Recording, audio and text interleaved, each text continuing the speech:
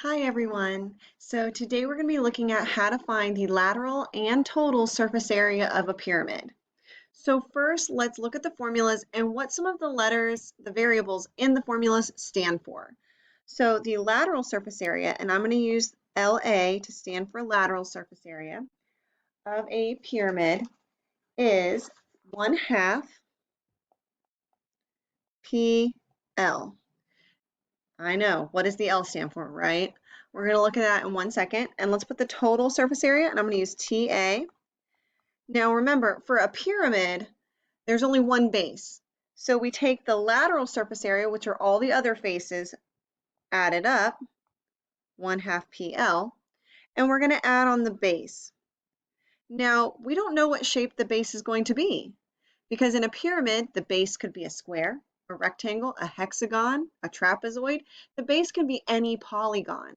So we just put capital B. So let's talk about what these letters mean.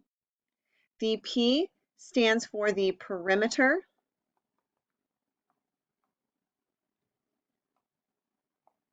Specifically, the perimeter of the base. Okay? Whatever the perimeter of the base of the pyramid is. Okay? Not just the perimeter of any side. It has to be the base. Now the L is the one that's confusing for most people, and the L stands for slant height.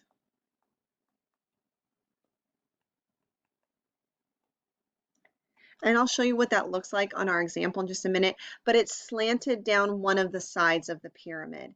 It is not going straight from the top of the pyramid through to the center of the base. So I'll show you what that looks like in just one moment. Okay.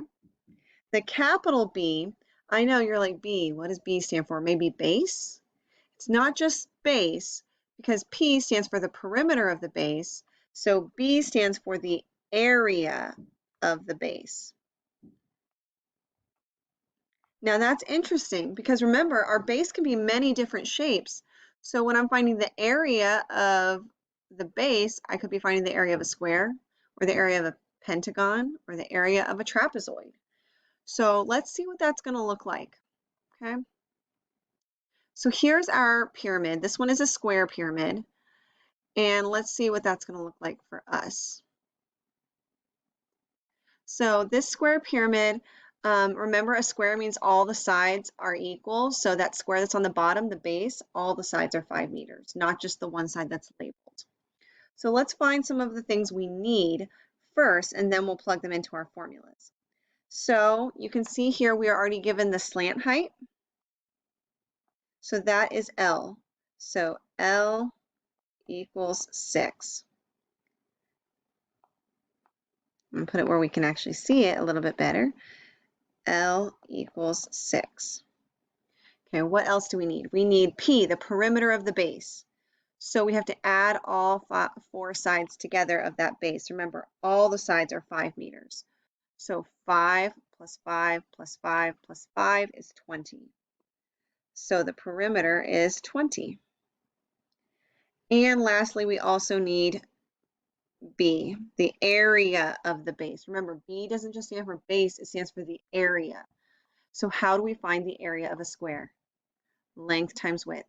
So 5 times 5 is 25. Now I feel like we feel a little bit more confident about having the values we need to plug in to the formula. Okay? So our formula for lateral is 1/2 PL. So 1/2 times the perimeter, which is 20, times the slant height, which is 6. So usually what I'll do is I will multiply these two values first, and then I take half. So 20 times 6 is 120, and half of that is 60. So 60 meters squared is our lateral surface area. Now, to find the total surface area,